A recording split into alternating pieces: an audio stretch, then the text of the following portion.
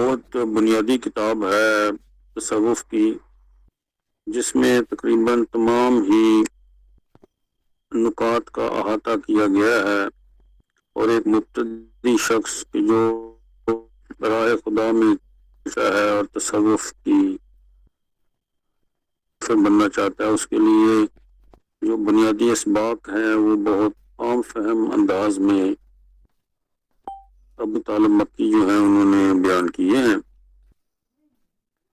ہر علم کا ایک موضوع ہوتا ہے اور اس کی یہ غایت ہے، اور عمل کی سب تک و تاز ہے۔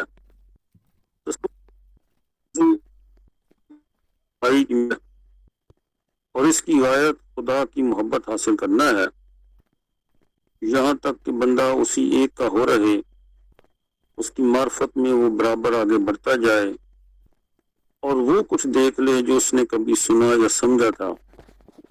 یہ عبادت کی غایت ہے جو موت پر ہی پوری ہوتی ہے، جیسا کہ سورہ ہجر کی آیہ مبارکہ ہے، وَاعْبُدْ رَبَّكَ حَتَّىٰ يَأْتِيَكَ الْيَقِينُ۔ اس وقت تک عبادت میں لگا رہا جب تک تمام پردے اٹھ نہیں جاتے اور تمہیں یقین نہیں آ جاتا۔ جہاں یقین سے مراد تو موت ہے، لیکن یہ کیفیت موت سے پہلے بھی پیدا ہو سکتی ہے۔ اللہ تعالیٰ چاہتے ہیں کہ اسے جانا جائے، اس کے طالب ہوں اور وہ مطلوب ہو، اسے پہچانا جائے، عارف پیدا ہوں اور وہ معروف ہو۔ اس کے لیے جاننا چاہیے کہ مقامات دین میں پہلا مقام یقین و معرفت ہے، پھر معرفت سے خوف پیدا ہوتا ہے، اور خوف سے زہد و صبر اور توبہ پیدا ہوتے ہیں، زہد و توبہ سے صدق و اخلاص اور ذکر و فکر پر مواظبہ پیدا ہوتی ہے، اور یہ مقامات کی نہایت ہے۔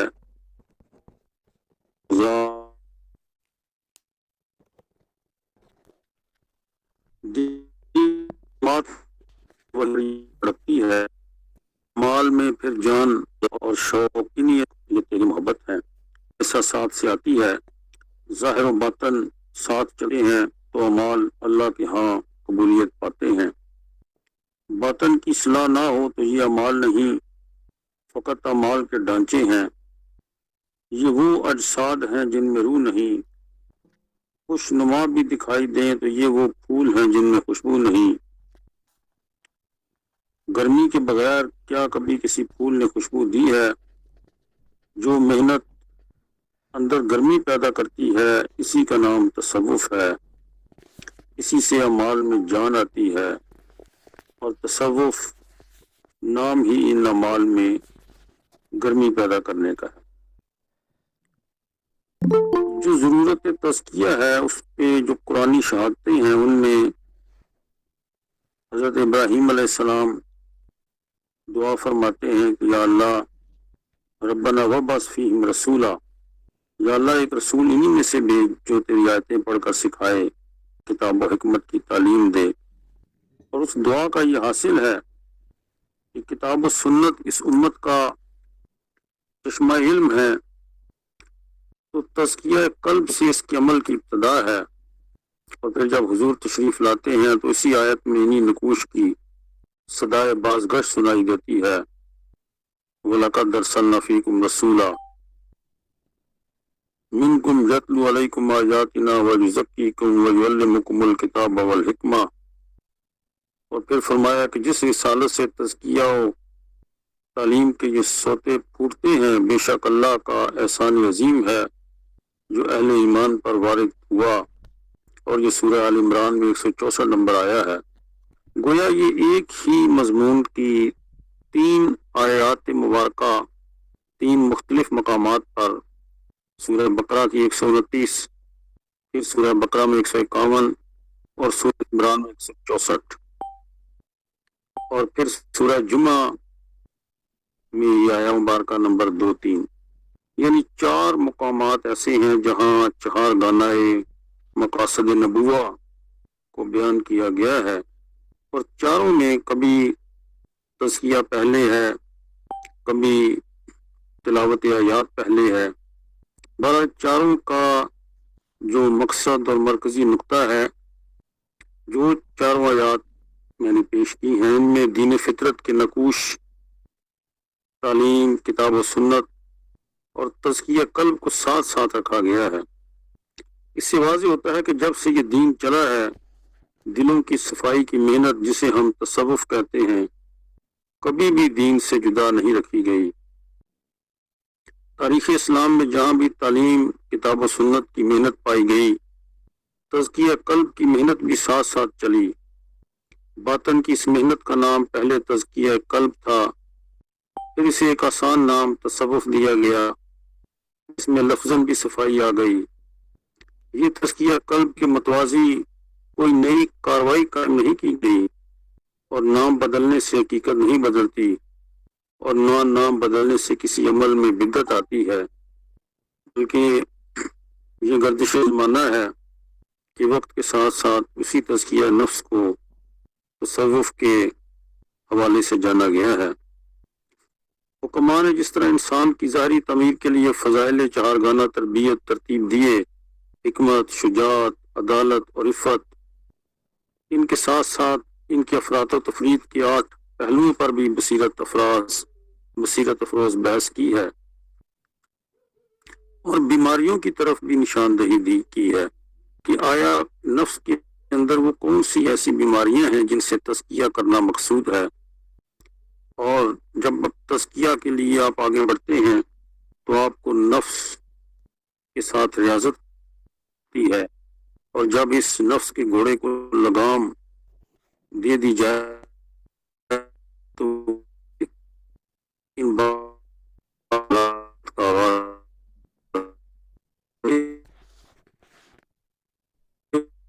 انسان محسوس کرتا ہے، مگر ان پر قابو دور نہیں کیا جا سکتا۔ ان کو دور کرنے کے لیے ضروری ہے کہ کسی ایسے آدمی کی طرف رجوع کیا جائے جو اس راہ سے واقف ہو اور اسے ان بیماریوں کا علاج بھی معلوم ہو۔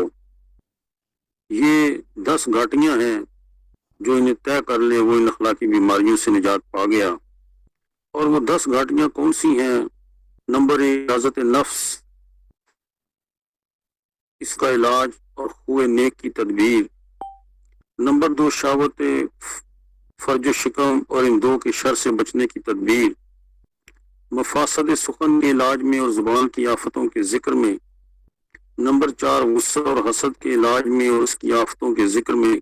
یہ پورے باب جو ہیں ان پر ابو طالب مکی جو ہیں انہوں نے بحث کی ہے۔ میں صرف اس کتاب کا کیونکہ خلاصہ بیان کر رہا ہوں تو میں ان مقامات سے بہت تیزی سے گزر رہا ہوں تاکہ میں مختصر وقت میں احباب میں ایک پیاس اور شوق کو پیدا کروں اور آگاہی پیدا کروں کہ ہمیں جب تک کوئی ایسا شخص نہ ملے اس وقت تک جو کم از کم کتابیں ہیں اور آگاہی کی سطح ہے، اس سے انسان کو متوجہ ہونا چاہیے کہ وہ کس طریقے سے علمی سطح پہ ان بیماریوں کے حوالے سے آگاہ ہو اور ان کے تدارک کے لیے کوشش کرے۔ دنیا کی دوستی کے علاج میں کہ یہ تمام گناہوں کی اصل ہے۔ حضور نبی کریم کی حدیث مبارکہ ہے حب الدنیا راس کل خطیہ، کہ حب دنیا تمام بیماریوں کی جڑ ہے۔ مال کی دوستی کے علاج میں اور بخل کی آفتوں کے بیان میں، جاہ و حشمت کی طلب اور اس کی آفات کے بیان میں، ریا و نفاق کے علاج اور اپنے کو پارسا ظاہر کرنے کے بیان میں، کبر کے بیان میں، آپ کو بڑا سمجھنے اور اس کے علاج کے بارے میں، غرور اور غفلت کے بیان میں، یہ تمام باتیں صفات مذمومہ کی جڑیں ہیں، اور برائی کی تمام شاخیں انہی 10 اصلوں سے نکلتی ہیں۔ جس شخص نے ان 10 گھاٹیوں کو طے کر لیا اس کو برے اخلاق سے نجات حاصل ہو گئی، اور اس کا الدین مسعود صاحب 1 منٹ کے لیے، ذرا آدھے منٹ کے لیے، یہ سید محمد اختر صاحب تشریف لا چکے ہیں۔ میں ان سے درخواست کرتا ہوں کہ آج کے پروگرام کی صدارت یہ فرمائیں، اور یہ جو تقریر ہو رہی ہے اس کے نوٹ وغیرہ لیتے رہے، تاخر میں ان کو 5-7 منٹ دیں گے۔ شکریہ فرید الدین صاحب، آپ گفتگو جاری فرمائیں۔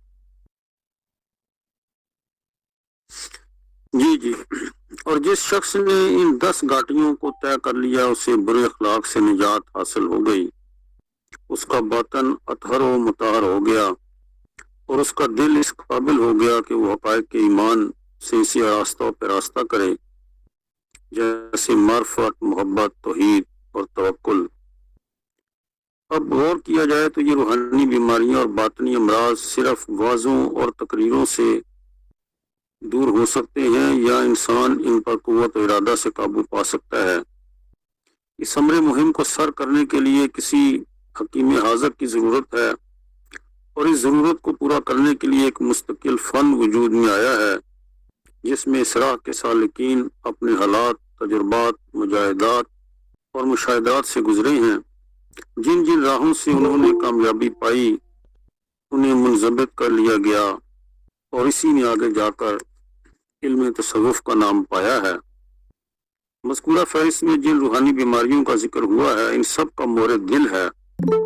جب وہ فاسد ہو گیا تو سمجھ لیں کہ سارا بدن فاسد اور مریض ٹھہرا، اور اگر اس کی اصلاح ہو گئی تو جان لیجئے کہ سارا بدن صحیح ہو گیا۔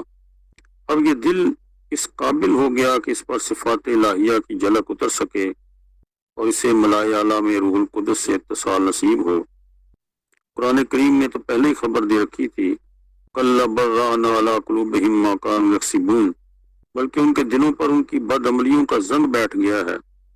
اس سے یہ بھی پتہ چلتا ہے کہ یہ زنگ انسان پیدائشی طور پر اپنے ساتھ لے کر نہیں آیا تھا، بلکہ اس کے ارادے اور اختیاری اعمال نے اس کے دل کو طاری کر دیا ہے۔ قرآن کریم میں دلوں کے زنگ آلود ہونے کا یہ صریح ذکر ہے، اور صوفیہ کرام کے ہاں ظلمت قلب کی اصلاح یہیں سے ماخوذ ہے۔ یہ دل کی بیماریوں کا قرآن و حدیث میں صراحت سے تذکرہ ہے۔ اب ظاہر ہے کہ جو ان کا علاج ہوگا وہ بھی دین ہی ہوگا۔ دین کے اسی شعبہ کا نام تصوف، اصلاح قلب، تزکیہ قلب، احسان اور تصفیہ باطن ہے۔ تصوف دین کی روح، معنی یا کیف و کمال کا نام ہے جس کا کام باطن کو رذائل، اخلاق ذمیمہ، شہرت، آفات لسانی، غضب، حسد، حب دنیا، حب جاہ، بخل، حرص، ریا، عجب، غرور سے پاک کرنا اور فضائل حمیدہ یعنی توبہ، صبر، شکر، خوف، رجا، توحید، زہد، توکل، محبت، شوق، اخلاق، صدق، مراقبہ، محاسبہ اور تفکر سے آراستہ کرنا ہے تاکہ توجہ اللہ پیدا ہو جائے جو مقصود حیات ہے۔ یہ جو میں نے 15-16 چیزوں کا نام لیا ہے، یا آپ تصوف کی کوئی بھی کتاب اٹھائیں گے 1000 سال پہلے اور گزشتہ 1000 سالوں میں جو تصوف پہ کتابیں لکھی گئی ہیں، عارف المعارف، کشف المعجوب، نفحات الانس، اور جتنی بھی کتابیں ہیں ان تمام میں یہ جو میں نے موضوعات دیے ہیں، حسد، حب دنیا، بخل، حرص، ان تمام پر پورے ابواب جو ہیں وہ باندھے گئے ہیں، اور ان تمام ابواب کی جو حیثیت ہے وہ حضور نبی کریم کی اس حدیث مبارکہ سے کہ ایک صحابی کے بارے میں حضور صلی اللہ علیہ وسلم نے فرمایا کہ یہ صحابی تو جنتی ہیں، اور دوسرے صحابی ان کے ساتھ رات رہتے ہیں۔ وہ ایک طویل حدیث میں واقعہ بیان ہوا ہے، اور صبح جب وہ واپس آتے ہیں تو اس سے سوال کرتے ہیں کہ رات کو کوئی آپ نے لمبی چوڑی تہجد، نمازیں اور کوئی ایسا عمل نہیں دیکھا، کون سا ایسا عمل ہے کہ آپ کے بارے میں حضور نبی کریم صلی اللہ علیہ وسلم نے ایسے بلند مقامات کا ذکر فرمایا ہے؟ تو وہ صحابی کہنے لگے کہ میں رات سونے سے قبل اپنے دل سے تمام حسد، بخل، حرص، ریا، اگر کسی نے میرے ساتھ کوئی زیادتی کی ہے اس کو معاف کر کے سوتا ہوں، بس یہ میں عمل کرتا ہوں۔ تو یہ اس کا مطلب ہے کہ یہ وہ اعمال، یہ کوئی چھوٹی کاوش نہیں ہے اپنے نفس کے خلاف جہاد، کہ اپنے دل سے تمام بیماریوں کو دور کر کے اخلاص کی حالت میں سونا، اور وہ سونا بھی عبادت ہے۔ یہ جائے کہ آپ تہجد بھی پڑھ رہے ہیں، قیام اللیل میں بھی ہیں، لیکن دل میں بخل بھی ہے، حرص بھی ہے، حسد بھی ہے، آپ قطع رحمی جیسے اعمال بھی آپ سے سرزد ہو رہے ہیں، اور آپ قیام اللیل بھی کر رہے ہیں، اس قیام اللیل کی کیا حیثیت ہوگی؟ اب جو بنیادی طور پر حضرت ابو طالب مکی نے اپنی کتاب میں ذکر کیا ہے، بلکہ تمام دیکھا جائے تو جو شریعت کے معروف مکتب ہیں وہ ظاہری طور پر تو ان میں عبادات کا نظر آتا ہے پورا نظام، لیکن نیت جو ہے، نیت کے اوپر بہت زیادہ زور دیا گیا ہے کہ اعمال کی جو بنیاد ہے وہ صحت نیت پر رکھی گئی ہے۔ انما الاعمال بالنیات، اور اس نے نیت سے معرفت حق بڑھتی ہے۔ مومن حسن نیت پر آ جائے، اس کے ہر عمل کے پیچھے حسن نیت کار فرما ہو، تو یہ وہ سالک ہے جو مقصد شریعت کو پا گیا۔ تاہم اس سے آگے اور بھی کچھ منزلیں ہیں، لیکن یہ وہ معرفت کی روشنی ہے کہ نیت کی بنیاد پر اسے اجر ملنا شروع ہو جاتا ہے، اور ان منازل میں منزل بمنزل وہ آگے بڑھتا رہتا ہے۔ اور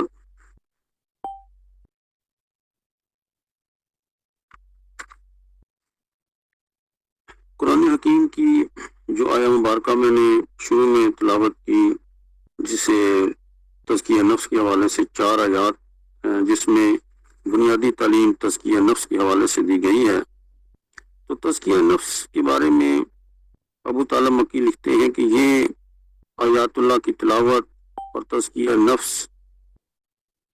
یہ کتاب و سنت کی ہی تعلیم ہے۔ اس میں دلوں کو صاف کرنے کا عمل اور ان میں اخلاص اتارنا شامل ہے۔ دلوں پر محنت کرنے کی بھی ایک سمت ہے، اور یہی تصوف کا نقطۂ آغاز ہے، کیونکہ رسول کی پہلی حیثیت مبلغ اعظم کی ہوتی ہے، اور دوسری حیثیت معلم اعظم کی ہوتی ہے، اور تیسری حیثیت مرشد اعظم کی ہوتی ہے۔ یزکیہم میں تزکیہ سے مراد دلوں کی صفائی ہے، اور رسول کریم کا کام محض الفاظ اور احکام ظاہر کی تشریح تک محدود نہیں تھا، بلکہ وہ اخلاق کی پاکیزگی اور نیتوں کے اخلاص کے بھی فرائض سر انجام دے رہے تھے۔ یہ بات واضح ہے کہ تزکیہ و تصوف کا موضوع دل ہے، جس طرح فقہ کا موضوع انسان کے جوارح بدنی ہے۔ فقہ سے اسلام کا ظاہری ڈھانچہ قائم ہوتا ہے، اور تزکیہ قلب سے دلوں کی اصلاح ہوتی ہے۔ اسے احسان بھی کہا گیا۔ اس سے انسان کے اعمال و کردار میں حسن اور نکھار آ جاتا ہے، اور اس حسن کو باب افعال میں احسان کہتے ہیں۔ اور اگر دیکھا جائے تو حضرت ابو ہریرہ رضی اللہ تعالیٰ سے روایت ہے کہ حضور نے فرمایا کہ ان اللہ لا ینظر الی صورکم و اموالکم، بے شک اللہ تمہاری صورتوں اموال کو نہیں دیکھتا، ولیکن ینظر الی قلوبکم و اعمال، کیونکہ وہ تمہارے دلوں اور تمہارے اعمال کو دیکھتا ہے۔ اس حدیث کے بارے میں امام نووی لکھتے ہیں کہ اعمال ظاہرہ سے تعمیل تو ہوتی ہے، لیکن ان سے تقوی حاصل نہیں ہوتا۔ دل میں عظمت الہی کے قائم ہونے، اس کے خوف کے لاحق ہونے اور اس کی طرف دھیان جمانے سے ملتا ہے، اور حدیث کا مقصد یہ ہے کہ ان سب امور میں اعتبار دل کی بات کا ہے۔ حضرت نعمان بن بشیر کہتے ہیں کہ میں نے حضور نبی کریم سے سنا کہ آپ نے فرمایا الا وَإِنَّ فِي الْجَسَدِ مُضْغَةً إِذَا صَلَحَتْ صَلَحَ الْجَسَدُ كُلُّهُ وَإِذَا فَسَدَتْ فَسَدَتِ الْجَسَدُ كُلُّهُ إِلَّا وَهِيَ الْقَلْبُ۔ یہ صحیح مسلم کی حدیث ہے کہ الا جان لو، انسانی جسم میں ایک گوشت کا لوتھڑا ہے، جب وہ درست ہو جائے تو سارا جسد درست ہو جاتا ہے، اور جب وہ فاسد ہو جائے تو سارا فاسد ہو جاتا ہے، اور یاد رہے کہ وہ گوشت دل ہے۔ یہاں اصلاح و فساد کا منبع دل کو بتایا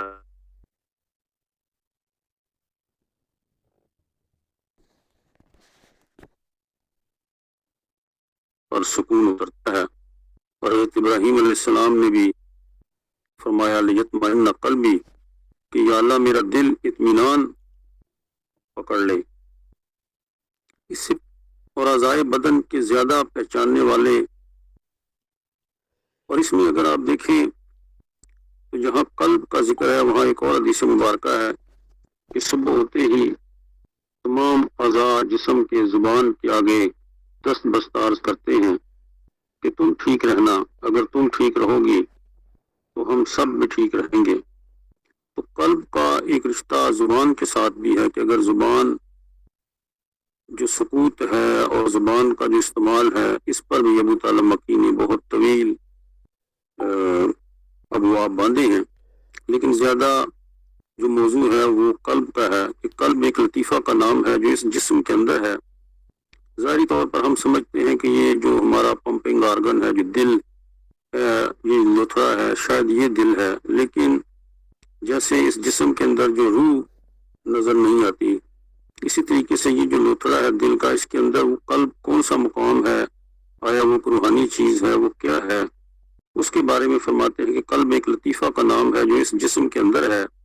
جیسے دماغ میں تمام حواس باطنہ ہیں، حالانکہ جسم میں وہ کوئی نظر نہیں آتے، بلکہ دماغ کی تشریح کر کے بتلایا جاتا ہے کہ فلاں حصہ میں حصے مشترک ہے، فلاں حصہ میں حافظہ وغیرہ ہے۔ حالانکہ اگر دماغ کو ہاتھ میں لے کر دیکھو تو سوائے دماغی جسم کی اور کچھ نہیں۔ ایسا ہی قلب ہے، جس طرح تمام جسمانی نظام حیات کا طبی حیثیت سے اصل منبع قلب ہے، قلب کی حرکت بند ہونے سے سارا نظام ختم ہو جاتا ہے، اسی طرح شرعی اور روحانی حیثیت سے بھی تمام اعمال و جوارح کی درستی کا مدار لطیفہ قلب کی اصلاح و درستی ہے۔ اگر قلبی احوال اور روحانی ملکات درست نہ ہوں تو ظاہر افعال و اعمال کا سارا نظام مختل ہو جاتا ہے۔ اصل منبع قلب ہے، لیکن چونکہ قلب اور دماغ کا قریبی اتصال ہے، تصورات و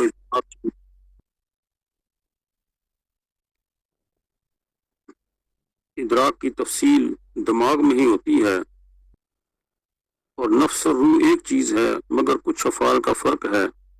بعض افعال کے اعتبار سے اسے روح اور بعض افعال کے اعتبار سے اسے نفس کہتے ہیں۔ سانس مظہر حیات اور آثار میں سے ہے، اس لیے نفس کہتے ہیں۔ رہا قلب، وہ ایک الگ چیز ہے، وہ ایک لطیفہ ہے اور عقل کی ایک قوت ادراکی ہے۔ اور یہاں حضرت عبداللہ ابن مسعود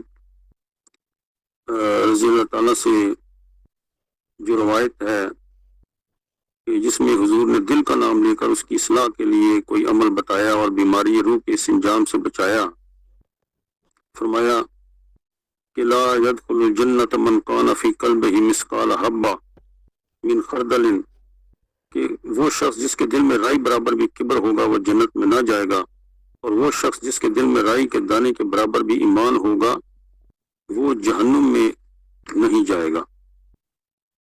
تو اس قسم کی جو احادیث ہیں، اور پھر حضور نے فرمایا کہ جس نے اپنا غصہ پیا اور وہ اسے نکالنے پر قادر ہے، اللہ تعالیٰ اسے قیامت کے دن سب لوگوں کے سامنے سرعام بلائیں گے اور اس کا اکرام کریں گے۔ غصہ دل کا فعل ہے اور اسے پینا اس پر عقل کی حکمرانی ہے۔ حضرت ابو ہریرہ سے روایت ہے کہ حضور نے فرمایا کہ اللہ تعالیٰ فرماتے ہیں بڑائی میری چادر ہے اور عظمت میرا تہبند ہے، جو ان میں سے کسی ایک کو مجھ سے کھینچے گا میں اسے آگ میں ڈالوں گا۔ حضور کی صحابہ پر توجہ اس تیزی سے کام کرتی تھی کہ دوسروں کے دلوں کے زنگ اتارنے کے لیے ذکر کی جو محنت مدتوں کرنی پڑتی ہے، صحابہ پر نبی کریم کی نگاہ مبارک پڑتی تو ان کے دلوں کی دنیا ہی بدل جاتی۔ جو نہ تھے خود راہ پر اوروں کے ہادی بن گئے، کیا نظر تھی جس نے مردوں کو مسیحا کر دیا۔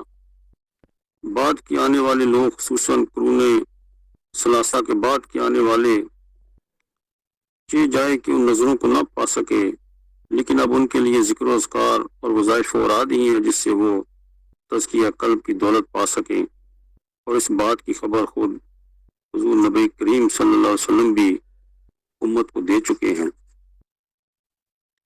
اب جو حضرت ابو طالب مکی کے جو ابواب باندھے ہیں اس میں اخلاص ہے اور بہت سے اس میں چیپٹرز ہیں، لیکن اس میں جو بنیادی طور پر میں نے جو انتخاب کیا ہے وہ مقامات یقین میں سے 9 مقام ہے جو اہل محبت کا بیان ہے، اہل محبت کی فضیلت۔ اس میں فرماتے ہیں کہ مقامات عارفین میں سب سے بلند مقام محبت کا ہے اور یہ مخلص بندوں کا ہے کہ اللہ تعالیٰ نے فرمایا یحبہم و یحبونا، کہ وہ ان سے محبت کرتا ہے اور وہ ان سے محبت کرتے ہیں، اور پھر فرمایا ذالک فضل اللہ یؤتیہ من یشاء، اور یہ اللہ تعالیٰ کا فضل ہے، وہ جسے چاہتا ہے دے دیتا ہے۔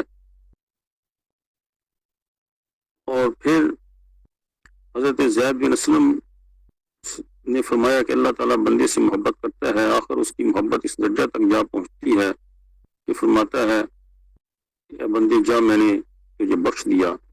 ان اللہ یحب التوابین و یحب المتطہرین۔ اور پھر اس محبت کے باب میں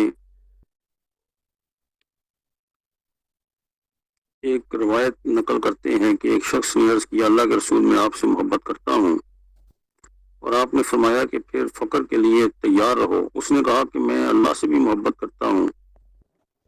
پھر فرمایا کہ ابتلا کے لیے بھی تیار رہو۔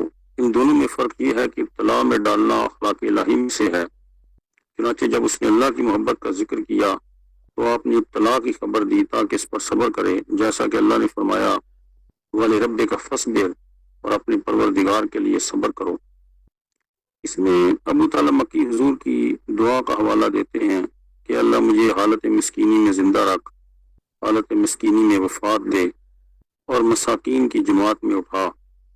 محبت کی علامت یہی ہے کہ محبوب کو کثرت سے یاد کیا جائے، اور یہی اس بات کی دلیل ہے کہ مولا کریم کو بندے سے محبت ہے، اور مخلوق پر اس کی افضل ترین نعمت و احسان ہے کہ توفیق ذکر حاصل ہو جائے۔ حدیث میں ہے کہ ہر دن میں اللہ کا صدقہ ہوتا ہے جس کے ذریعے وہ مخلوق پر احسان فرماتا ہے، اور کسی بندے پر کیے گئے صدقہ میں افضل صدقہ یہ ہے کہ اسے ذکر اللہ کا القاء فرما دیا جائے۔ حضرت سفیان کی حدیث میں ہے کہ پوچھا گیا کہ اللہ کے رسول کون سا عمل افضل ہے؟ فرمایا حرام کاموں سے پرہیز کرنا، اور یہ کہ تیری زبان ہمیشہ ذکر اللہ سے تر رہے۔ جس طرح حضور نے اللہ سے محبت کا حکم دیا، اسی طرح آپ نے اللہ تعالیٰ کا کثرت سے ذکر کرنے کا حکم فرمایا، اس لیے کہ ذکر محبت کا تقاضا ہے۔ چنانچہ فرمایا اس کثرت سے اللہ کو یاد کرو کہ لوگ کہیں تو دیوانہ ہے، اور ایک روایت ہے کہ اس کثرت سے اللہ کا ذکر کرو کہ منافق لوگ کہنے لگیں کہ تم ریاکار ہو۔ حضرت ابو سلمہ سے روایت ہے کہ ایک روز رسول اللہ مسجد قباء میں تشریف لائے اور طویل حدیث بیان کرتے ہوئے آخر میں فرمایا جس نے اللہ کی خاطر تواضع اختیار کی وہ اس کو بلندی اختیار کرے گا، اور جس نے تکبر کیا وہ اس کو ذلیل کرے گا۔ آپ نے فرمایا ذاکرین ہی سبقت کرنے والے ہیں، اور گناہوں کی معافی اور ان کے نام کی بلندی میں انہیں بلند مقام تک پہنچایا جائے گا۔ ذکر ہی موجب محبت ہے، اور محبت کی ایک علامت ہے کہ انسان محبوب کی بلا واسطہ کھلے عام دارالسلام اور مقام قرب میں ملاقات کو پسند کرے، یعنی موت کا اشتیاق رکھے۔ اور حضرت ابو بکر صدیق نے حضرت عمر رضی اللہ تعالیٰ کو وصیت کرتے ہوئے فرمایا کہ حق ثقیل ہوتا ہے مگر اس کا بوجھل پن کے باوجود مفید ہوتا ہے، اور باطل ہلکا ہوتا ہے مگر اس کی ہلکا پن کے باوجود مضر ہوتا ہے۔ اگر تو نے میری وصیت کی حفاظت کی تو موت سے زیادہ کوئی غائب چیز تجھے محبوب نہ ہوگی، اور وہ تجھے مل کر رہے گی، اور اگر تو نے میری وصیت کو ضائع کر دیا تو موت سے زیادہ کوئی غائب چیز قابل نفرت و بغض نہ ہوگی، مگر تو اس موت کو ہٹا نہیں سکے گا۔ ایک عارف فرماتے ہیں کہ جب ایمان ظاہر قلب میں ہو یعنی فؤاد میں ہو تو مومن اللہ تعالیٰ سے متوسط محبت کرنے والا ہے، اور جب ایمان دل کے اندر داخل ہو جائے تو اس کے دل کی گہرائی میں پختہ محبت ہوگی، اور یہی محبت دیکھنے کے قابل ہے، جس کا ذکر سورہ حجرات کی آخری آیات میں ہے، انما المؤمنون الذین آمنوا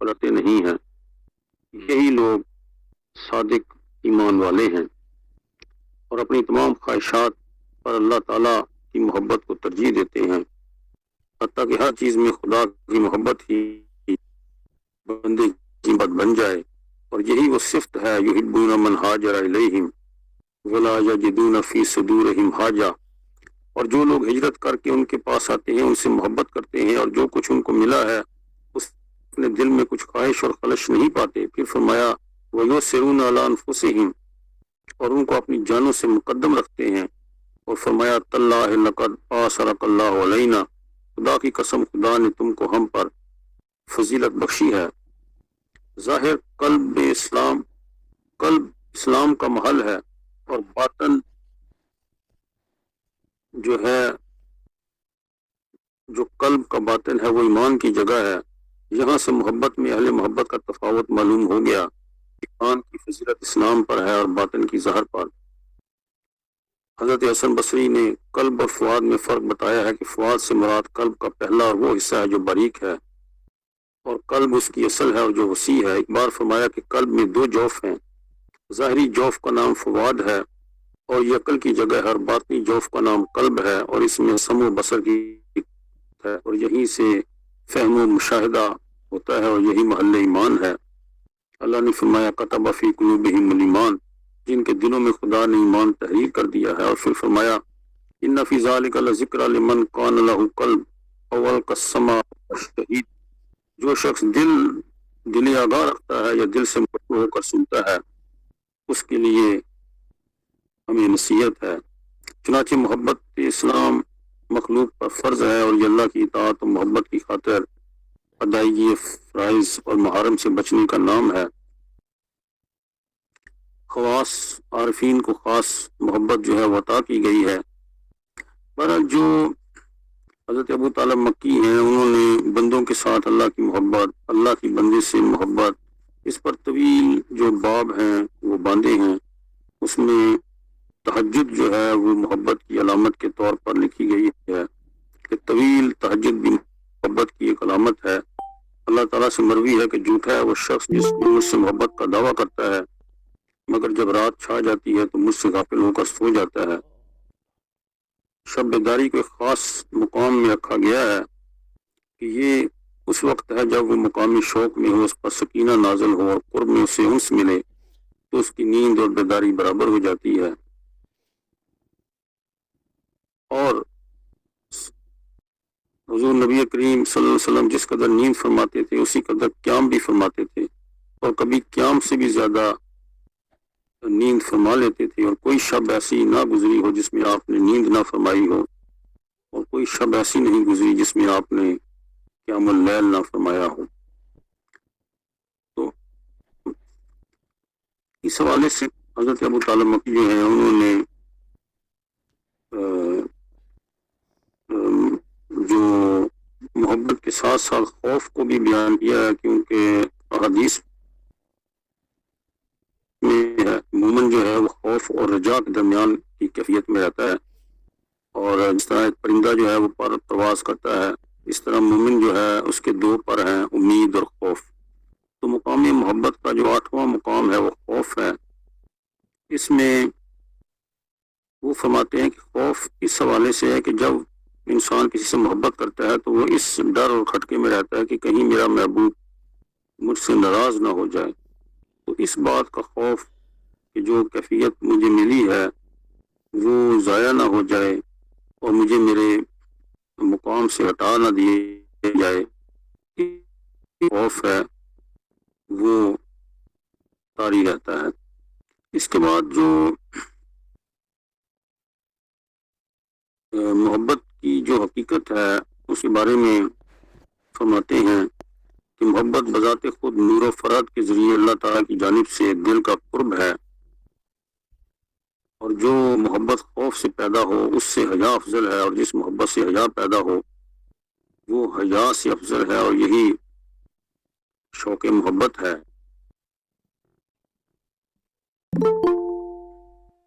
پھر فرماتے ہیں کہ محبت کی علامت یہ ہے کہ مناجات، خدا کی بارگاہ میں گریہ زاری اور دعاؤں کے ذریعے حاضر رہنا اور اس سے کی ملاقات کا مشتاق رہنا، یہ محبت کی علامت ہے۔ اور اس کے بعد قرب کی علامات میں سے یہ ہے کہ فرمایا کہ میرے بندے، اللہ تعالیٰ نے حدیث قدسی میں کہ میرے کچھ بندے مجھ سے محبت کرتے ہیں اور میں ان سے محبت کرتا ہوں، وہ میرے مشتاق ہیں، میں ان کا مشتاق ہوں، وہ میرا ذکر کرتے ہیں، میں ان کا ذکر کرتا ہوں، وہ مجھے دیکھتے ہیں اور میں انہیں دیکھتا ہوں، اگر تو ان کے طریقے پر چلے تو میں تجھ سے محبت کروں گا، اور تو ان سے اعراض کرے تو میں تجھ سے ناراض ہوں گا۔ کہا کہ میرے رب ان کی کیا علامت ہے؟ فرمایا کہ وہ دن میں اوقات کی اس طرح حفاظت کرتے ہیں جس طرح ایک رحم دل چرواہا اپنے جانوروں کی حفاظت کرتا ہے، اور غروب آفتاب کا ایسا اشتیاق رکھتے ہیں جیسے پرندے غروب کے وقت اپنے گھونسلوں کو شوق سے لوٹتے ہیں۔ پھر جب رات چھا جاتی ہے اور تاریکی پھیل جاتی ہے تو یہ لوگ کھڑے ہوتے ہیں، متوجہ ہوتے ہیں پوری طرح مجھ سے، اور میرے کلام کے ذریعے مناجات کرتے ہیں، میرے نامات کے ذریعے میری خوشامد کرتے ہیں۔ کوئی چیختا ہے تو کوئی روتا ہے، کوئی راہوزاری کرتا ہے تو کوئی فریاد، کوئی قیام کرتا ہے تو کوئی قعود کرتا ہے، کوئی رکوع اور سجدے میں ہے۔ جو کچھ وہ میرے لیے مشقت اٹھاتے ہیں وہ میرے سامنے ہے، اور میری محبت میں وہ جو فریاد کرتے ہیں اسی میں سنتا ہوں۔ چنانچہ سب سے پہلے میں انہیں جو عطا کروں گا وہ 3 چیزیں ہیں۔ ایک یہ کہ ان کے دلوں میں اپنا نور ڈال دوں گا جس سے وہ، دوسرے یہ کہ زمین و آسمان اور جو کچھ ان میں ہے اگر انہیں ان کے مقابلے میں وزن کیا جائے تو میں ان سب کو ان کے لیے ہلکا کر دوں گا۔ تیسرا یہ کہ میں براہ راست ان کی طرف متوجہ ہوں گا۔ اب جس کی طرف براہ راست میں متوجہ ہوں تو دیکھے گا وہ کہ وہ جان لے گا کہ میں اسے کیا عطا کرنا چاہتا ہوں۔ یہ علماء متقدمین جو ہیں انہوں نے اس حدیث قدسی کو روایت کیا ہے۔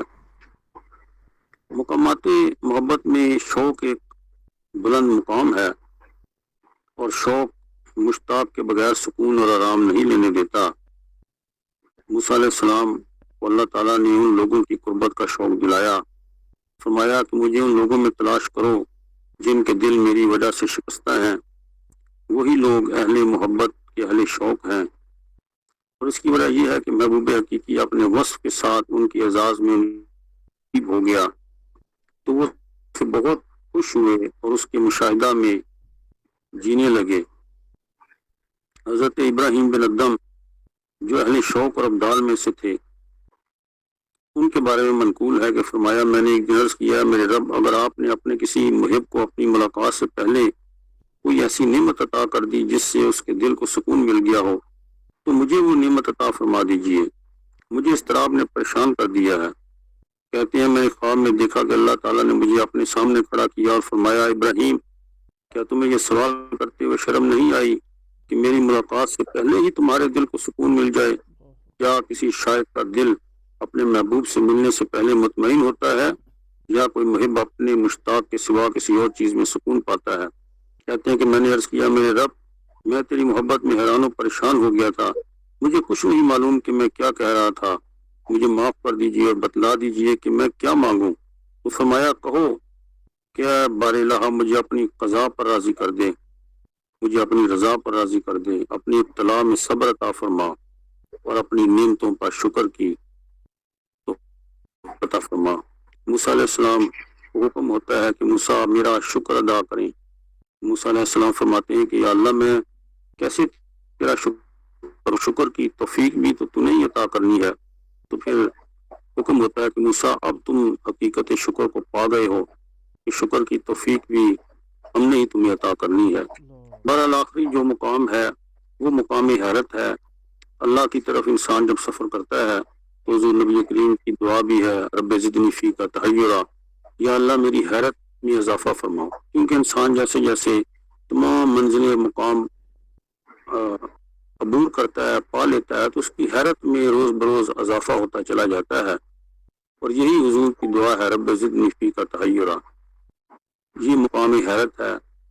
اور جو اللہ کا جو اسم ہے، یہ لفظ بھی اسم حیرت اس کو کہا جاتا ہے، اس میں ذات بھی کہا گیا ہے اور اس میں حیرت بھی کہا جاتا ہے، کیونکہ بار بار جب انسان اس ذکر میں آگے بڑھتا ہے تو اس حیرانگی میں ہی اضافہ ہوتا جاتا ہے، اور مقام حیرت جو ہے وہ اس سے آگے بھی بہت سے مقام ہیں۔ بہرحال یہ ابو طالب مکی علیہ رحمہ کی کتاب جو مبتدی حضرات ہیں وہ اگر پڑھنا چاہیں تو اس کی 4 جلدیں ہیں، اور یہ کیونکہ تصوف میں تو وہ اتنی کتابیں لکھی گئی ہیں کہ انسان کی زندگی ختم ہو جائے تو شاید وہ کتابوں کا احاطہ نہ کر سکے، اور انسان کے پاس وقت بہت کم ہے، لیکن جو بنیادی کتابیں ہیں وہ ان میں یہ کتاب ہے۔ اگر اس کتاب کے ساتھ انسان منسلک ہو اور تھوڑا تھوڑا اس کو پڑھتا رہے تو یہ اس کو کسی نہ کسی منزل کے قریب جو ہے وہ لے جاتی ہے۔ اللہ تعالیٰ جو کہا گیا اس پہ عمل کرنے کی توفیق عطا فرمائے۔ وما علینا الا البلاغ المبین۔ شکریہ جناب فرید الدین مسعود برانی صاحب، آپ نے ہمیشہ کی طرح اپنے موضوع کے ساتھ انصاف کیا اور بہترین طریقے سے ہمارے سامنے آپ نے اس کتاب کا جو اسے پیش کیے اور ہمارے علم اضافہ ہوا۔ اب پروگرام کے اگلے حصے کی طرف بڑھتے ہیں۔ آج کی تقریر پہ جن صاحبان نے سوال کرنا ہے، تبصرہ کرنا ہے، وہ میں نے ایک ایک کر کے پکاروں۔ صاحب بھی کوئی تبصرہ کرنا چاہتے ہیں یا کوئی سوال کرنا چاہتے ہیں؟ جی سارا سید صاحبہ۔ جی السلام علیکم ورحمۃ اللہ وبرکاتہ۔ بہت ہی اچھا پروگرام ماشاءاللہ۔ میں یہ پوچھنا چاہ رہی ہوں کہ ایک تو ہم پڑھتے ہیں نا، اور پڑھنے سے ہمیں ایک معرفت حاصل ہوتی ہے، اور ایک ہم صحبت سے یہ فیض حاصل کرتے ہیں۔ دونوں چیزیں اہم ہیں، یا ہم صرف صحبت سے ہی، وہ جو حدیث ہے جس کا مفہوم ہے کہ عطر فروش کے پاس جا کے بیٹھو گے تو عطر نہ صحیح لیکن اس کی خوشبو ضرور اپنے کپڑوں میں لے لو گے۔ دوسرا، یہاں مجھے حضرت داؤد علیہ السلام کی دعا بھی یاد آ رہی تھی جو آپ صلی اللہ علیہ وآلہ وسلم نے صحابہ کو سکھائی۔ اللہم انی اسألک حبک وحب من یحبک، اللہم اجعل حبک احب الی من نفسی ومالی واہلی ومن الماء البارد، کہ اللہ میں تیری محبت کا سوال کرتا ہوں، ہر اس شخص کی محبت کا سوال کرتا ہوں جو تجھ سے محبت کرتا ہو، ہر اس عمل کی محبت کا سوال کرتا ہوں جو مجھے تجھ تک پہنچا دے، اور اللہ تیری محبت میرے لیے میرے نفس، میرے مال، ومن الماء البارد، ٹھنڈے پانی سے بھی بڑھ کے میرے دل میں۔ شکریہ۔ شکریہ جی۔ اب اس کے بعد کسی نے ہاتھ کا نشان نہیں بنایا، لسٹ کے مطابق خالد حسین صاحب کا نام آ رہا ہے، میں ان سے درخواست کر رہا ہوں کہ وہ اپنی بات رکھیں۔ جی یہ سارا سید صاحبہ کا سوال تھا، اس کا جواب اگر فرید الدین مسعود صاحب دیں تو پھر آگے چلیں میرے خیال میں۔ کیا کہتے ہیں؟ اچھا میں سمجھا تبصرہ تھا۔ جی فرید الدین مسعود صاحب۔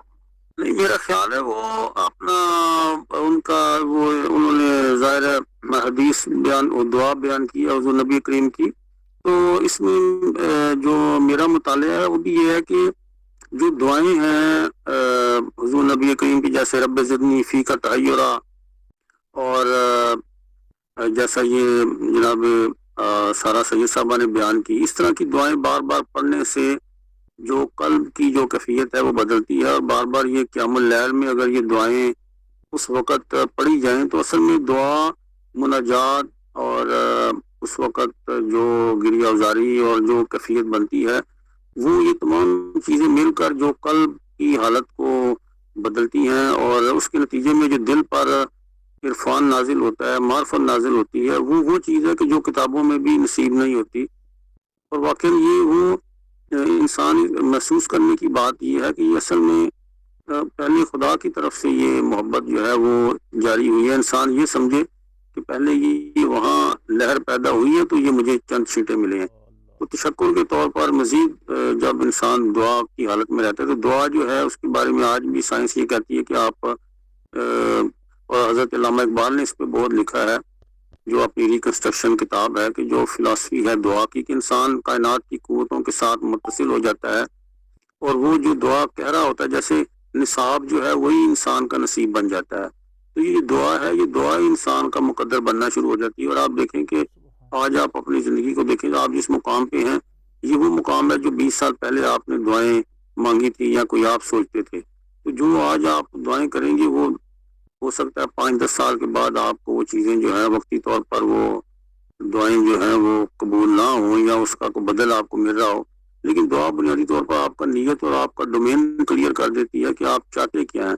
اور تصوف کی جیسا کہ بنیادی بحث میں سارا نیت ہی ڈسکس ہو رہی تھی کہ آپ کی سب سے بڑی چیز آپ کی نیت ہے اور آپ کا ارادہ ہے کہ آپ چاہتے کیا ہیں. اور یہ آپ خدا کے سامنے روز اپنی کمٹمنٹ کرتے ہیں کہ یا اللہ میں تو تجھے ہی چاہتا ہوں, تیری طرف ہی آنا چاہتا ہوں, تیرے راستے پہ چلنا چاہتا ہوں. اور اللہ کا وعدہ ہے والذین جاہدوا فینا لنہدینہم سبلنا کہ جو ہماری راہوں پر چلنے کی کوشش کریں گے ہم انہیں خود اپنے راستے دکھائیں گے. اور پھر ہم سنریہم آیاتنا فی الافاق وفی انفسہم حتی یتبین لہم انہ الحق, اور ایسی نشانیاں بہت جلد دکھائیں گے ان کے اپنے نفسوں کے اندر بھی اور آفاق کے اندر بھی کہ ان کے اوپر حق جو ہے وہ بالکل واضح ہو جائے گا. تو واقعی یہ جو دعائیں ہیں ذکر و اذکار ہے یہی انسان کو اس راستے کی طرف جو ہے وہ لے کر چلتا ہے. نہیں سر, میرا یہ کوشچن تھا کہ اس میں جو ذکر اور صالح صحبت یہ دونوں امپورٹنٹ ہیں یا ایک چیز سے آپ جو ہے وہ معرفت کی وہ منزل حاصل کر سکتے ہیں, صالح صحبت اور ذکر؟ ہاں دیکھیں بات یہ ہے کہ دونوں چیزیں جو ہیں وہ کیونکہ صحبت کے اوپر بھی ابو طالب مکی جو ہیں انہوں نے بہت لکھا ہے کہ جیسے گلاب کا جو پھول ہے اس کی مٹی میں سے بھی خوشبو آ رہی ہوتی ہے. تو صحبت جو ہے وہ واقعاً کوئی نہ کوئی جو خضر ہے یہ انہوں نے ذکر کیا ہے ابو طالب مکی نے کہ اگر آپ کو کوئی مرشد نہ ملے تو ایک خضری سلسلے کا وہ ذکر کرتے ہیں. خضر سے مراد یہ ہے کہ اللہ تعالیٰ آپ کے لیے خود کوئی ایسے اسباب ایسے افراد مہیا کرے گا کہ جن کی صحبت جو ہے وہ آپ کے لیے آپ کا جو زنگ ہے دل کا وہ اتارے گی اور اس کی توجہ جو ہے وہ آپ کو. تو واقعا جو صحبت ہے اس سے بھی انکار نہیں کیا جا سکتا اور ذکر سے بھی انکار نہیں کیا جا سکتا. یہ دونوں لازم و ملزوم ہے. اور جب یہ اس میں ضمنی بات کروں گا کہ جو بزرگوں سے ہم نے سیکھی ہے وہ کہتے ہیں کہ جب آپ کی طلب سچی اور صادق ہوتی ہے تو اللہ کا سب سے پہلا نظام جو حرکت میں آتا ہے وہ یہ کرتا ہے کہ آپ کے گرد و پیش میں جتنے خدا کے چلنے والے راستے میں لوگ نیٹ ورک میں ہوتے ہیں ان کو قریب کر دیتا ہے, انہیں ملا دیتا ہے اور آپ کو کچھ ایسے لوگوں کے قریب کر دیتا ہے کہ آپ کو خود احساس ہو جاتا ہے اور آپ کا وجدان یہ کہتا ہے کہ میں, کیونکہ جب شیاطین کے نیٹ ورک اگر موجود ہیں دنیا میں تو جو خیر کا نیٹ ورک ہے وہ خود بخود آپ کو ایسی صحبتیں ایسے لوگ مل جاتے ہیں کہ وہ آپ کو یقین کامل ہو جاتا ہے کہ مجھے میرے دل کو جو ہے وہ سکون مل رہا ہے. جی شکریہ. یہ خالد حسین صاحب کا نام لسٹ میں آ رہا ہے, میں ان سے درخواست کر رہا ہوں کہ وہ اپنی بات اگر رکھنا چاہیں تو.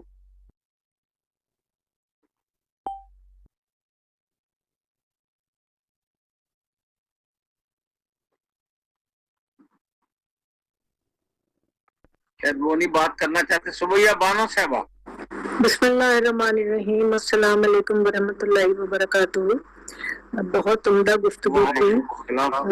جس طرح ہمیشہ جناب فرید الدین برہانی صاحب ہمیں عطا کرتے ہیں اور ایسا لگ رہا تھا کہ جیسے روح کسی بہت شاندار دعوت میں آئی ہوئی ہے اور اپنی پسند سے بھی زیادہ بہترین انواع و اقسام کے کھانے وہاں روح کی غذا کے لیے موجود ہیں اور ہم اس سے لطف اندوز ہو رہے ہیں. بہت مزہ آیا اور جس طرح آپ نے اس کتاب کا ذکر کیا جو بنیادی کتابوں میں سے ہے تصوف کے، اور جس طرح آپ نے اس کو اس آیات قرآنی سے، ان آیات قرآنی سے واضح کیا جو 4 جگہ قرآن حکیم میں موجود ہیں، جس میں یزکیہم ویعلمہم الکتاب والحکمہ کا ذکر ہے، اور اللہ تعالیٰ نے احسان جتایا ہے کہ رسول کو بھیجا، اور یہ چاروں بہت اہم ترین کام ہے جس میں یزکیہم کو تصوف تک لا کر بہت آسان طریقے سے ہمیں سمجھا دیا آپ نے، اور اس سے بہت سارے پردے ہٹ جاتے ہیں کہ جو تصوف کے خلاف لوگ باتیں کرتے ہیں اور اس کو کہاں کہاں سے جوڑتے ہیں، اس کو کبھی ایران سے جوڑتے ہیں، کبھی ہندوؤں سے جوڑتے ہیں، کبھی کہیں اور سے جوڑتے ہیں۔ تو دراصل تو یہ روح ہے ہماری تعلیمات کی، اور بنیادی تعلیمات میں یزکیہم جو ہے وہ شامل ہے، اور جو حضور نے جیسے فرمایا تھا کہ انما بعثت لاتمم مکارم الاخلاق، اور آپ نے اس کا ذکر کیا، فضائل اخلاق کا بھی ذکر کیا، رضائل اخلاق کا بھی ذکر کیا، اور سیر السلوک کے تمام منازل کو بہترین طریقے سے ظاہر ہے اس کتاب کے حوالے سے بیان فرمایا ہے، جس میں بنیادی کتابیں ہیں، عارف المعارف ہے، کشف المحجوب ہے، اور غنیت الطالبین ہے، سیر و سلوک کے سارے اس میں نظام یہاں سے شریعت، طریقت، معرفت، حقیقت تک آ جاتے ہیں۔ بس میرا ایک ہی سوال تھا کہ میں نے خود اس کتاب سے استفادہ کیا جب میں اپنا پی ایچ ڈی کا مقالہ لکھ رہی تھی، تو مجھے میرے ایک ٹیچر نے یہ بتایا تھا کہ یہ قوت القلوب نہیں ہے بلکہ قوت القلوب ہے۔ تو میں اس کی وہ چاہ رہی ہوں کنفرمیشن کہ کیا میں صحیح کہہ رہی ہوں کہ قوت القلوب ہے یا قوت القلوب ہے؟ جزاک اللہ۔ جی فرید الدین مسعود برانی صاحب۔ یہ اصل میں بنیادی طور پر یہ جو کتاب ہے یہ عربی میں ہے، اور شیخ ابو طالب حارسی المکی کی، وہ کیونکہ مکہ میں تھے تو ترجمہ اس کا کیا مولانا صدر عالم عبد الرحمن نے۔ اب میرا خیال ہے کہ آپ کی بات ٹھیک ہے، وہ نام جو ہے عربی میں اب وہ قوت القلوب، مقصد تو یہ ہے کہ دلوں کی قوت، اردو میں انہوں نے اس کا ترجمہ جو ہے وہ قوت القلوب لکھا ہے۔ اب یہ واقعاً آپ کا جو سوال ہے اس کو مزید میں کلیئر کروں گا۔ مجھے تو یہ ہے کہ عربی میں اس کا نام جو ہے وہ بھی جو ہے وہ قوت وہ یہ جو آپ کہہ رہی ہیں، میرا تو خیال ہے عربی میں قوہ ہی کہا جاتا ہے، قوت القلوب کے دلوں کی طاقت۔ اور اب عربی میں اصل اس کا نام کیا ہے یہ اس کو میں نے اس حوالے سے نہیں ابھی دیکھا، یہ میں دیکھ لوں گا، کیونکہ یہ ترجمے میں نام رکھا ہوا ہے۔ میرے سامنے جو کتاب رکھی ہے قوت القلوب ہی ہے، اور مشہور بھی قوت القلوب ہی ہے، مشہور عام ہے۔ جی امتیاز احمد صاحب نے بات رکھنی ہے۔ جی امتیاز احمد صاحب۔ السلام علیکم۔ میں صرف عرض کر رہا ہوں، وعلیکم السلام۔ یہ بہت ہی اعلیٰ بیان فرمایا ہے۔ جو محترمہ نے چھوٹا سا وہ سوال اٹھایا ہے، میں صرف یہ بتاؤں گا، جگ زمانہ صحبت باولیاء بہتر 100 سالہ طاعت بے ریا۔ تو دوسرا حضرت امی کا آپ نے قصہ سنا ہوا ہوگا، جب وہ درس دے رہے تھے تو پاس سے بزرگ گزرے ایک دو، وہ کہتے کہ انہوں نے کہ بھائی کیا پڑھا رہے ہیں؟ تو انہوں نے کہا کہ تمہیں دانم something like this۔ تو انہوں نے وہ ان کی جو کتابیں تھی اٹھا کے پانی میں ڈال دی، تو ان کو بڑا غصہ آیا، اور شاگرد جو ہے ان کو مارنے لگے تھے شمس تبریز کو۔ تو انہوں نے کتابیں اٹھا کے واپس باہر رکھی، تو وہ اسی طرح خشک تھی۔ تو انہوں نے کہا کہ یہ چیز، انہوں نے کہا کہ تو نبی دانم رومی ہرگز نباشد مولا روم دانا باشد شاگرد شمس تبریز۔ تو یہ ہے، دونوں چیزیں ساتھ ساتھ چلتی ہیں، محنت اپنی جگہ، لیکن گائیڈ کا ہونا ضروری ہے۔ تصوف میں جب تک گائیڈ نہ ہو تو آدمی بھٹک سکتا ہے۔ میں نے یہ صرف عرض کرنی تھی، تاکہ میں تو کوئی عالم ہی نہ جانتا ہوں۔ السلام علیکم۔ شکریہ، ہمیں خوشی ہوئی کہ آپ تبصرے میں شامل ہوئے۔ ہم تو ہمیشہ کوشش کرتے ہیں کہ آپ کو کہیں کچھ نہ کچھ آپ بولیں، آپ ہمارے پروگراموں میں सारे प्रोग्रामों में शामिल होते हैं। हम आपको खुशामदीद कहते हैं और शुक्रिया अदा करते हैं। मैं सुनने में एंजॉय करता हूँ। अच्छा जी, आगे जनाब मलिक सईद साहब। मलिक सईद साहब का नाम आ रहा है, मैं उनसे दरख्वास्त कर रहा हूँ कि वो अपनी बात रखें।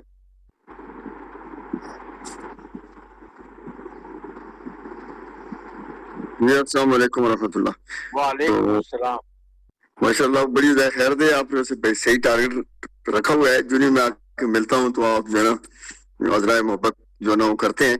मैंने ऐसे मुकाला बिल्कुल नहीं सुना। माशाल्लाह ये मक्की साहब का है, इनका मोहम्मद अली जो थे, इनकी मैंने कुव्वतुल कुलूब के बारे में कुछ थोड़ा सा सुना है, वैसे किताब से तो मुस्तफीज नहीं हो सका। ये वैसे 4वीं सदी की माशाल्लाह बहुत बड़ी तसनीफ है कुव्वतुल कुलूब जो है। इसके ऊपर इन्हें बहुत अच्छा तसव्वुफ के ऊपर इन्हें लिखा है, क्योंकि बुरानी साहब के ऊपर तो मैं कुछ तबसरा नहीं करूंगा, मैं रिसेंट मतलब just now I joined it.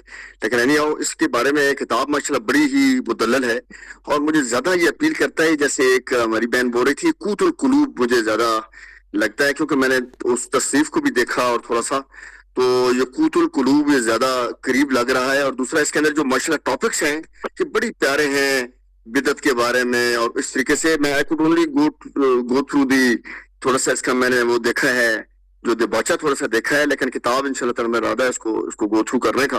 तो माशाल्लाह ये जो है ना ये तसव्वुफ के ऊपर और इसके ऊपर इस्लाम की इसके ऊपर बहुत अच्छी किताब है और इससे मुस्तफीद जरूर होना चाहिए। और जो है खासतौर पर तसव्वुफ के पॉइंट ऑफ व्यू से इस पे काफी अच्छा मवाद है। और ये इसकी 2 जिल्दें, एक जिल्द अव्वल है, जिल्द 2 है। तो इंशाल्लाह ताला मैं भी कोशिश करूंगा। तो आप हज़रात से भी गुजारिश है कि बस इसको पढ़े, इसका बड़ा ही इसका ये ना अच्छे इसके टॉपिक्स मैंने देखे हैं। तो अल्लाह ताला में तौफीक अता फरमाए, अल्लाह ताला समझ नसीब फरमाए, अल्लाह को बड़ी ज़्यादा खैर दे। तो बस मेरे ये कुछ 2-4 पॉइंट्स थे। जी शुक्रिया मलिक सईद साहब। मोहम्मद ताहिर साहब, आप कुछ बात रखना चाहेंगे? मोहम्मद ताहिर साहब।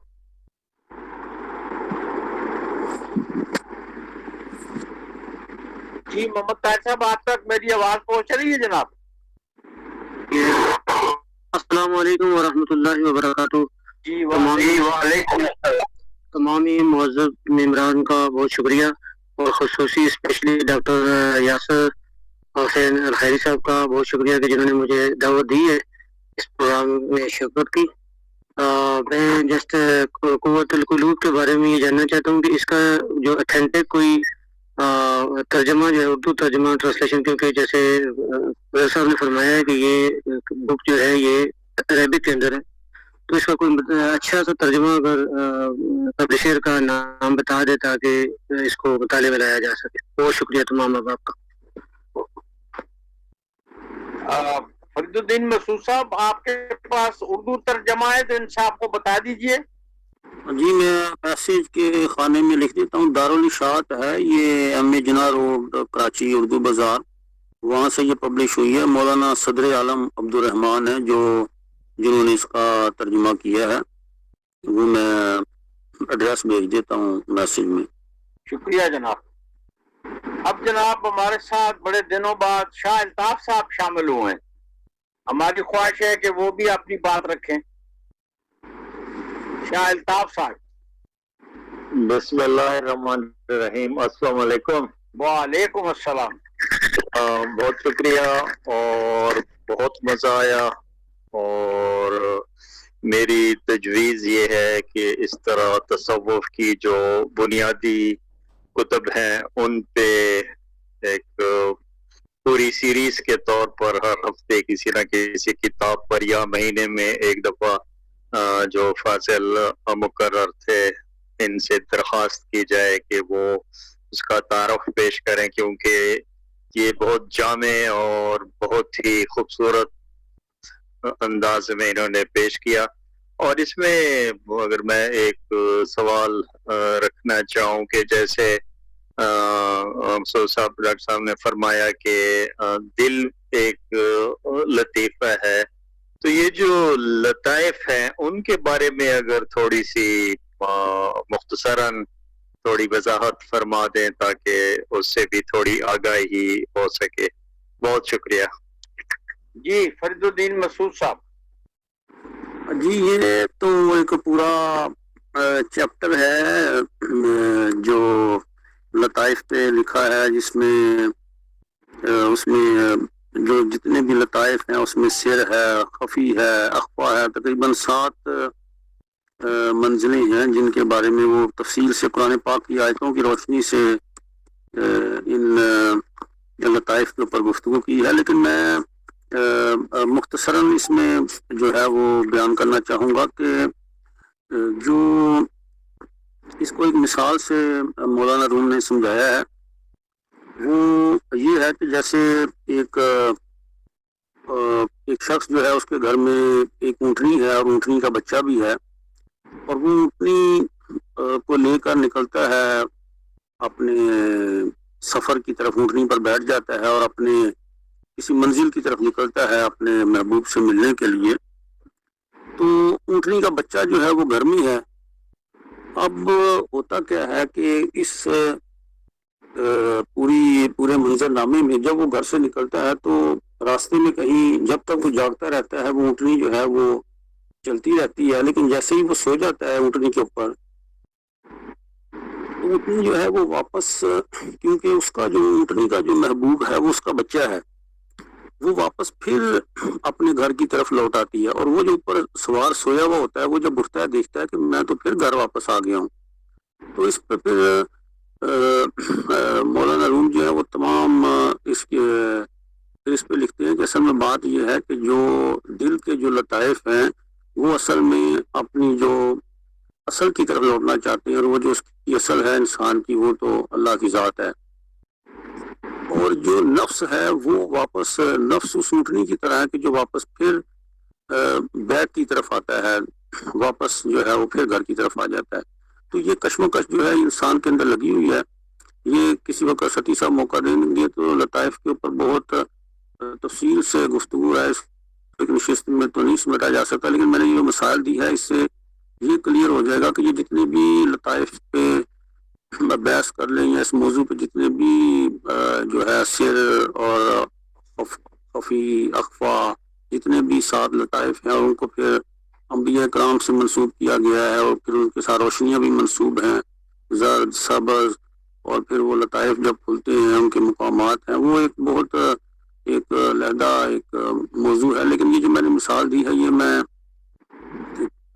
بیان بھی دوں تو اس میں ہمیں جو مقصد کی طرف یہ دیکھنا چاہیے کہ ہماری جو روح ہے اصل میں اس کی خواہشات کچھ اور ہیں، اس کی جو پیاس ہے، جیسے آپ بیٹھے ہوئے ہیں، جیسے سمیہ بانو صاحبہ نے کہا کہ ہمارے سامنے مادیت کے بازار تو سجے ہوئے ہیں، روحانیت کہیں سے نہیں ملتی. تو یہ جیسا فرما رہی تھی کہ آج ایسی محفل میں لگ رہا تھا کہ جیسے ہمارے سامنے انواع و اقسام کے کھانے ہیں. تو روح کی غذا یہی ہے، جو ذکر ہے، فکر ہے، معرفت ہے، اس کی طرف روح پرواز کرتی ہے. لیکن جب ہم ان محافل سے کرتے ہیں اور اس ذکر سے کرتے ہیں تو وہ جو نفس ہے وہ حاوی ہو جاتا ہے اور پھر وہ واپس لے جاتا ہے دوبارہ اسفل السافلین کی طرف. اور یہ جو منظر ہے یہ بلم باور کے بارے میں قرآن نے ذکر کیا ہے کہ ہم تو ولو شئنا لرفعناه ولکنه اخلد الى الارض. بلم ابن باور تو ایک مثال ہے، یہ ہر نفس انسان کی مثال دی گئی ہے کہ ہم انسان کو اٹھانا چاہتے ہیں اوپر کی طرف، ولکنه اخلد الى الارض، لیکن یہ تو زمین کے ساتھ چمٹ کے رہ گیا. تو انسان کا جو سفر ہے روحانیت کا آگے کی طرف وہ رک جاتا ہے کہ نفس اس کو دوبارہ پھر نیچے سفلی خواہشات کی طرف لانا شروع کر دیتا ہے. اور میں ابو طالب مکی نے بھوک کے اوپر بہت زیادہ لکھا ہے، کھانے پر. کھانا جب آپ کھا لیں وہ آج آپ دیکھ لیں نہ کوئی مراقبہ ہو سکتا ہے، نہ ذکر ہو سکتا ہے، زیادہ پیٹ بھر کے اگر کھا لیں نہ ہی کم از کم مطالعہ ہو سکتا ہے صحیح طریقے سے، فوکس انسان کا خراب ہو جاتا ہے. تو ایک انہوں نے بات ان کی میں شیئر کر کے اجازت چاہوں گا. وہ کہتے ہیں جب انسان بہت زیادہ کھانا شروع کرتا ہے تو اس کے جو روح ہے وہ کمزور ہوتی ہے اور وہ بھاگنا شروع کر دیتی ہے، اور نفس طاقتور ہو کر جیسے ہاتھ میں خنجر پکڑ لیتا ہے اور کہتا ہے کہ اب میرے ہاتھ میں قوت آ گئی ہے، میں تمہیں نہیں چھوڑوں گا. اسی طریقے سے جب آپ روزے رکھتے ہیں اور بھوک اختیار کرتے ہیں تو روح طاقتور ہو کر نفس کے پیچھے جو ہے وہ چڑھ جاتی ہے. تو یہ ملکیت اور بہیمیت کا آپس میں ایک جنگ ہے، انسان کے اندر ہی لگی ہوئی ہے. روح جو ہے وہ فرشتوں کی طرف آگے بڑھنا چاہتی ہے اور نفس جو ہے وہ نیچے بہیمیت کی طرف جا رہا ہے، اور مختلف حالتیں انسان سارا دن جو حالتوں میں جنگ کرتا رہتا ہے. تو بہرحال یہ اگر موضوع ستی صاحب دیں گے تو لطائف پہ علیحدہ انشاءاللہ ایک گفتگو کر لیں گے. بہرحال پاکستان میں جو میں سمجھتا ہوں اس لطائف پہ سب سے زیادہ کام ہو رہا ہے. میں ابھی خود تو نہیں گیا، یہ جو چکوال کے قریب منارہ شریف ایک مقام ہے جدھر بزرگ فوت ہو چکے ہیں، ان کا رسالہ بھی ایک چھپتا ہے، اس میں اگر آپ پڑھنا چاہیں تو وہ لطائف کے باقاعدہ وہ ایکسرسائز بھی کرواتے ہیں، مشقیں بھی کرواتے ہیں، اور سب سے زیادہ پاکستان میں سمجھے کہ وہ پی ایچ ڈی کر رہے ہیں ان لطائف کے اوپر۔ شکریہ جناب فرید الدین مسعود صاحب۔ اب میں آخری گفتگو کے لیے ڈاکٹر ساجد خاقوانی صاحب کی طرف بڑھ رہا ہوں، ان سے درخواست ہے کہ وہ اپنا انپٹ رکھیں۔ بسم اللہ الرحمن الرحیم۔ بیٹا تھا کہ میں سنتا رہتا، لیکن بس چند جملوں میں اپنی بات سمیٹ لوں گا، ٹائم بھی بہت ہو گیا۔ اللہ تعالیٰ سے تعلق کے دو راستے ہیں، ایک راستہ کہ اللہ تعالیٰ کا عاشق بن جایا جائے، اور دوسرا راستہ یہ ہے کہ اللہ تعالیٰ کا محبوب بن جایا جائے۔ عاشقوں پر بڑے بڑے امتحانات ہوتے ہیں، ہمارے لیے ممکن نہیں ہے کہ ہم اپنے بیٹوں کے گردنوں پر چھریاں پھیر سکیں، یا ہمیں زمین میں دبا کر اور ہمیں ہمارے سروں پر آرے چلائے جائیں اور ہمارا ایمان ثابت قدم رہے، یا ہمارے اوپر اور قربانیاں ڈال دی جائیں جو ہمیں دینی پڑیں۔ جو اللہ تعالیٰ سے عشق کرتے ہیں ان کے اوپر بڑے سخت امتحانات ہوتے ہیں، اور پھر امتحانات میں کامیاب بھی ہوتے ہیں، پھر ظاہر انہیں مقامات بھی بہت بڑے ملتے ہیں۔ لیکن ایک رخصت کا راستہ یہ ہے کہ اللہ تعالیٰ کا عاشق بننے کی بجائے اللہ تعالیٰ کا محبوب بن جایا جائے۔ محبوب اپنے عاشق سے اپنی مرضی کی باتیں منواتا بھی ہے، نخرے بھی اٹھواتا ہے، اور اللہ تعالیٰ کے ہاں یہ دونوں مقامات موجود ہیں۔ کوئی چاہے تو اللہ تعالیٰ کا محبوب بن جائے، اس کا بھی قرآن مجید میں ذکر ہے، اور کوئی چاہے تو اللہ تعالیٰ کا عاشق بن جائے، اس کا بھی قرآن مجید میں بہت سارا ذکر ہے۔ لیکن راہ رخصت یہ ہے کہ اللہ تعالیٰ کے محبوب بن جایا جائے، اور اس کا دوست بن جایا جائے، اور اس سے اپنے نخرے بھی اٹھوائے جائیں، اور اس سے اپنی باتیں بھی منوائی جائیں، اور قیامت کے دن پھر نجات بھی حاصل کی جائے۔ تو بہرحال یہ دو راستے ہیں، بزرگوں کی تعلیمات سے دونوں ملتے ہیں، دونوں صحیح ہے۔ اللہ تعالیٰ ہمیں آسان راستہ اختیار کرنے کی توفیق اس لیے عطا فرمائے کہ آپ سب سے اچھا ہے کہ میرے سامنے ایک مسئلے کے دو حل رکھے جائیں تو میں ان میں سے آسان حل کو ترجیح دوں گا۔ اللہ تعالیٰ میں عمل کی توفیق عطا فرمائے۔ فرید الدین مسعود صاحب کا حسب موقع اور حسب سابق اور حسب روایت بہت اچھا خطاب تھا۔ اللہ تعالیٰ ان کے علم و عمل میں برکت عطا کرے اور ان کا فیض جاری اور ساری فرمائے۔ بہت شکریہ جی۔ شکریہ ڈاکٹر صاحب۔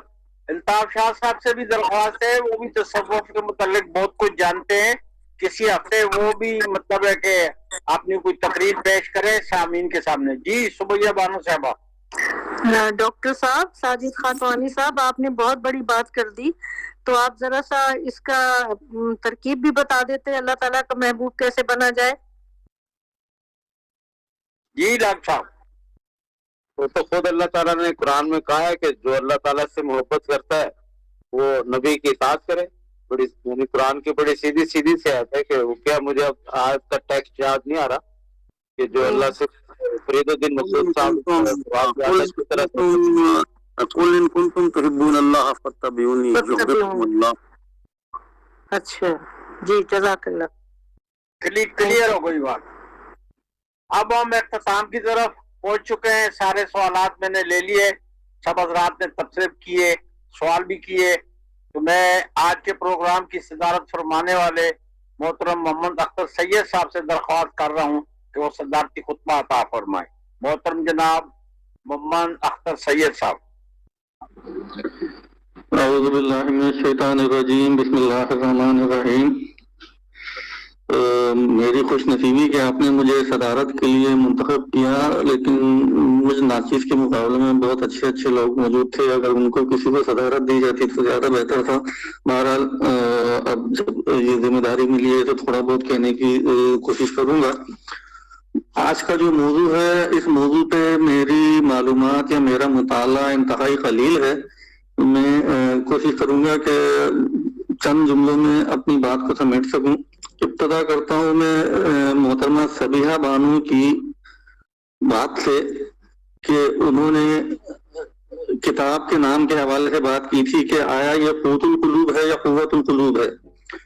تو ایک شعر ہے کہ جو تجھے دیکھ کے مبہوت ہوا، خون دل اس کو صدا قوت ہوا۔ اصل میں یہ قوت جو ہے یہ ایک عربی زبان کا لفظ ہے جس کے معنی خوراک، خواہش یا غذا کے ہیں، اور اس کتاب میں میرا خیال ہے جو تصوف کی بات ہو رہی ہے اور دل، اس لیے شاید اس کتاب کا نام قوت القلوب رکھا گیا ہوگا۔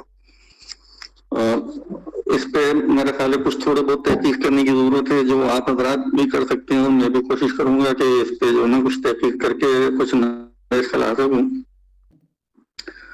تصوف اصل میں ہے کیا؟ تصوف صرف اس کا نام نہیں کہ ہم کہیں جنگل میں بیابان میں چلے جائیں، رہبانیت اختیار کر لیں اور بس اللہ اللہ کرتے رہیں۔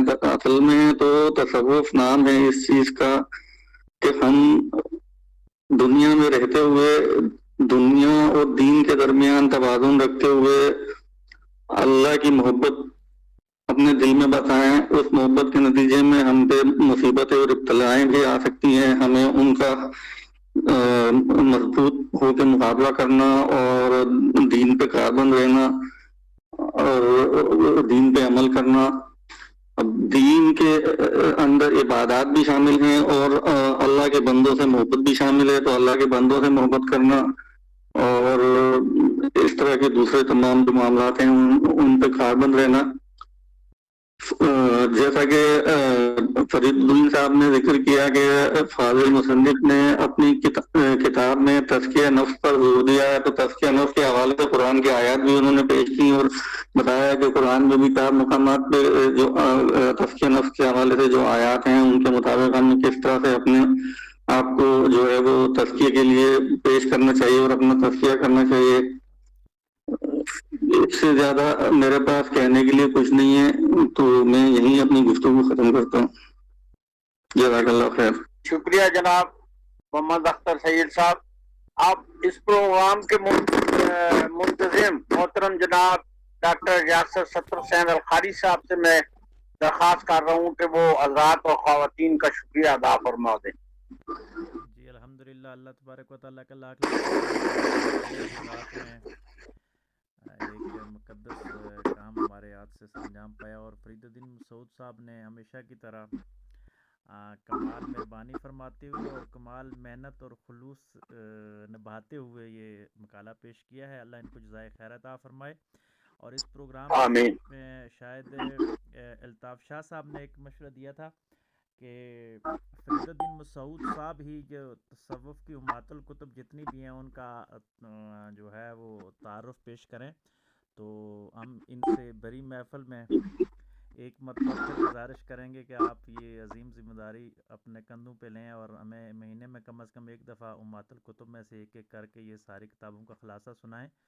اور لطائف کے حوالے سے آپ نے بات فرمائی تو وہ بھی کمال بات ہے، جس وقت بھی آپ کہیں تو صرف میں ہی نہیں بلکہ آڈینس جتنے بھی ہوتے ہیں فیڈ بیک بہت اچھا آتا ہے تصوف کے حوالے سے۔ آپ گفتگو کریں یا ڈاکٹر سبیہ اخلاق صاحبہ گفتگو کریں تو فیڈ بیک بہت زبردست آتا ہے۔ باقی سب بھی اچھے مقالے پیش کرتے ہیں لیکن تصوف پہ شاید آپ لوگوں کی اسپیشلائزیشن زیادہ ہے، اور میں سمجھتا ہوں کہ یہ ڈیوٹی لگا دی جاتی ہے، یہ کرم کے فیصلے ہوتے ہیں اور وہاں سے جس کی منظوری ہوتی ہے تو وہی باطن پہ گفتگو کر سکتا ہے۔ اللہ آپ کی توفیقات میں مزید اضافہ فرمائے اور ہم سب کی ناظرین کو اپنی بارگاہ میں منظور و مقبول فرمائے۔ تو اگلی جمعرات کو انشاءاللہ پھر کسی نئے موضوع کے ساتھ حاضر ہوں گے۔ تو آج کی اس محفل میں میرے دو کلاس فیلو ملک سعید صاحب اور طاہر انجم عباسی صاحب خصوصیت کے ساتھ تشریف فرما ہوئے، تو یہ اسپیسیفک میرے کلاس فیلو تھے، میں نے خصوصی دعوت دی تو اس پہ آئے۔ ملک سعید صاحب تو پہلے بھی آتے رہے، طاہر صاحب شاید آج ہی آئے ہیں، تو ان کا بھی بہت شکریہ۔ امید کرتا ہوں کہ سب لوگ جو ہیں آئندہ بھی ہمارے پروگراموں میں شامل ہوں گے، اور یہ دو دوست بھی ہمارے ساتھ باقی پروگرامات میں بھی تسلسل سے چلتے رہیں گے۔ اسی پہ ختم کرتے ہیں جی۔ سبحان ربک رب العزت عما یصفون وسلام علی المرسلین والحمدللہ رب العالمین۔ جزاک اللہ خیر۔ جزاک اللہ، سب حضرات کا شکریہ۔